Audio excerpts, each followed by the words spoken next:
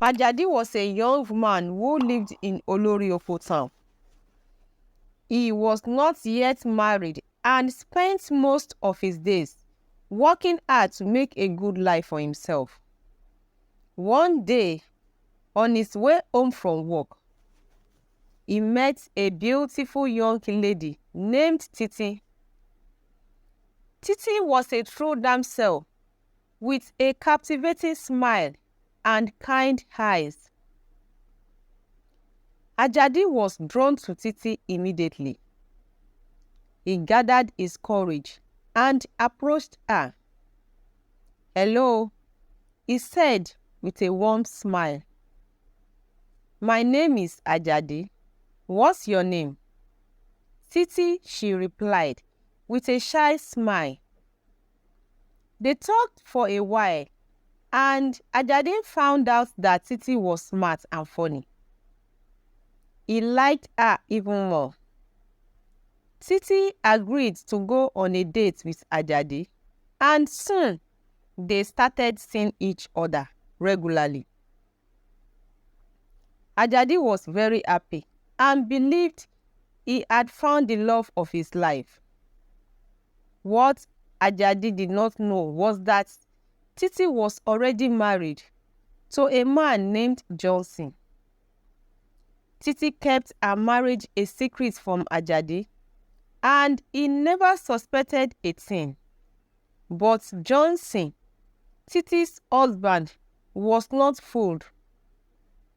He had noticed Titi acting differently and suspected she was seeing someone else. Johnson was very angry and decided to deal with the man his wife was seeing. He wanted to teach Ajadi a lesson. Johnson visited a man who knew about charm and magic. He asked this man to make a charm that would harm Ajadi. The man agreed and prepared a special charm. He gave it to Johnson and told him to place it where Ajadi would step on it. One evening, as Ajadi walked home, he stepped on the charm without knowing it. The next morning, he woke up with a big sore on his right leg. The sore was painful and refused to heal, no matter what he did. Days turned into weeks, and the sore only got worse. Ajadi was worried and didn't know what to do. His friends and neighbors noticed the sore and gave him different advice, but nothing worked.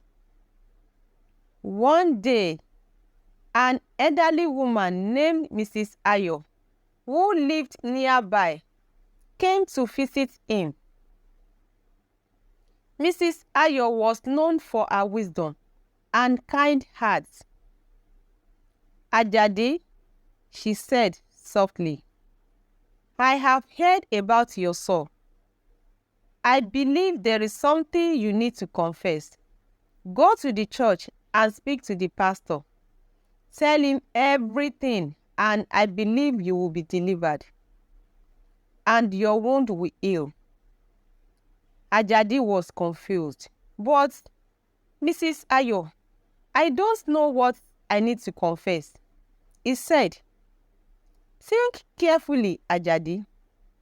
Sometimes we do things without knowing their consequences. Go to the church and speak from your heart," she advised gently. Ajadi nodded, feeling a bit hopeful. He decided to follow Mrs. Ayo's advice and prepared to go to the church the next morning. As he lay in bed that night, he wondered what would happen and if his soul would finally heal. The next morning, Ajadi limped to the church, his leg aching with every step. When he arrived, the church was quiet and the morning sun streamed through the stained glass windows. casting colorful patterns on the floor. Ajadi felt a sense of peace as he entered and approached the pastor. "Good morning, Pastor." Ajadi greeted, his voice full of uncertainty. "Good morning, Ajadi. How can I help you?" the pastor asked kindly.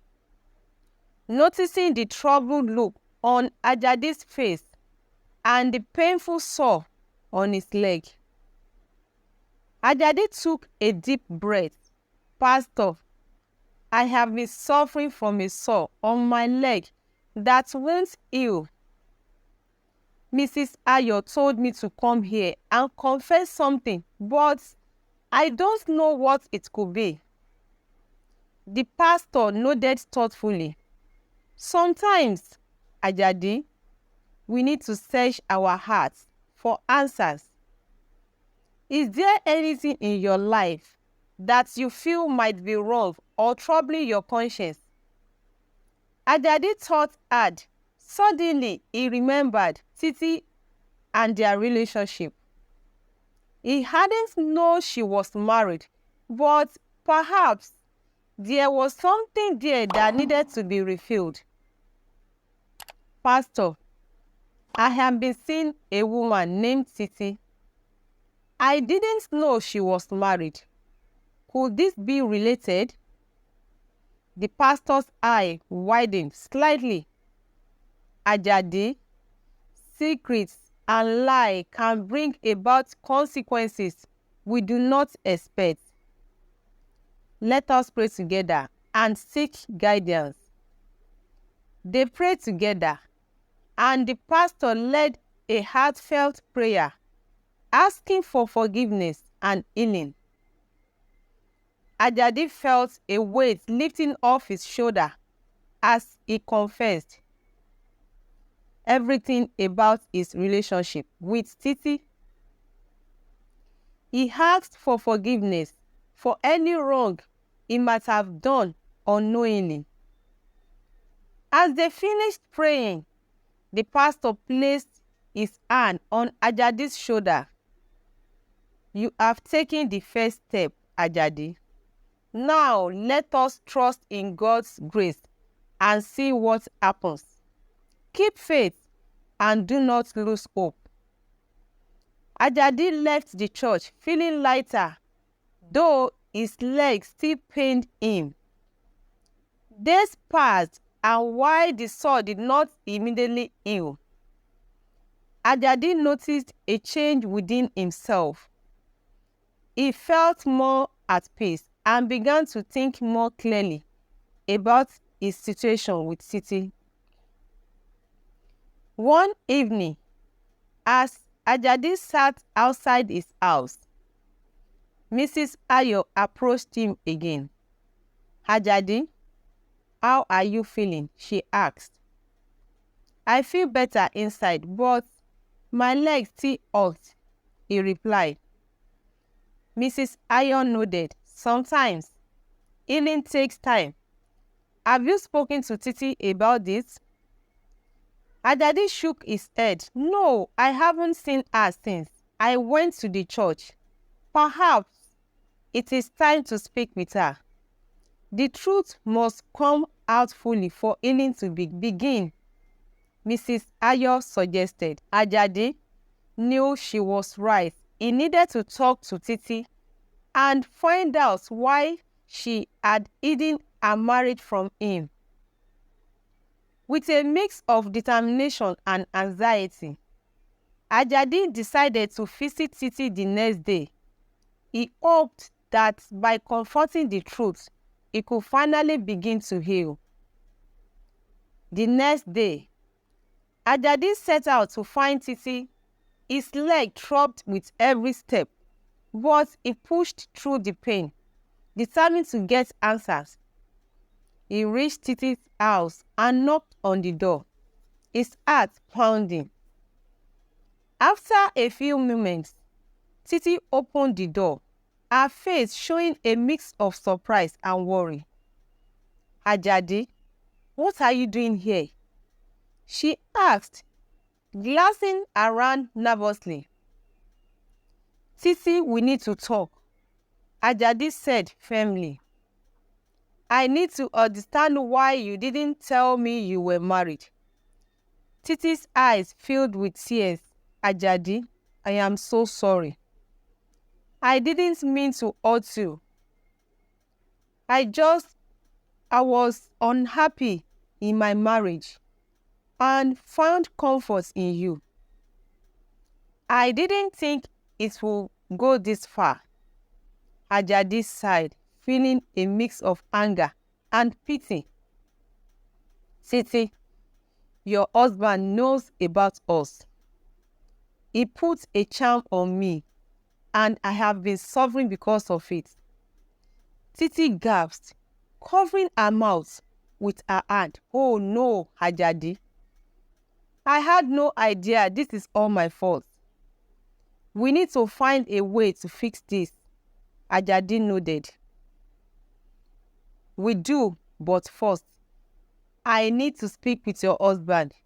He needs to understand that I didn't know you were married.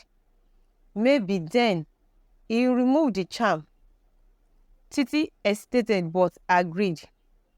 "All right, I'll talk to him and arrange a meeting. Please be careful." Ajadi. That evening, Titi spoke to her husband, Johnson. She confessed everything from her unhappiness to her relationship with Ajadi. Johnson was furious, but he agreed to meet with Ajadi the next day. The following afternoon, Ajadi found himself face to face with Johnson. Johnson's eyes were filled with anger, but there was also a hint of sadness. "Ajadi," Johnson began, his voice tight with emotion, "I never wanted this to happen. I was just so angry and hurt." "Johnson, I understand your pain," Ajadi replied. "But I didn't know Titi was married. I would never have gotten involved if I had known. Please, I beg you, remove the charm. I need to heal." Johnson looked at Ajadi's leg and sighed deeply. "I see the truth in your eyes, Ajadi. I will remove the charm, but you must promise to stay away from Titi. We need to work on our marriage." Ajadi nodded. "I promise. I never meant to come between you two." Johnson agreed to leave the charm. And later that evening, he performed a ritual to reverse it. As the night wore on, Ajadi felt a strange warmth spread through his leg, and the pain began to ease. The next morning, Ajadi woke up to find the sore on his leg starting to heal. He couldn't believe his eyes and felt a wave of relief washed over him.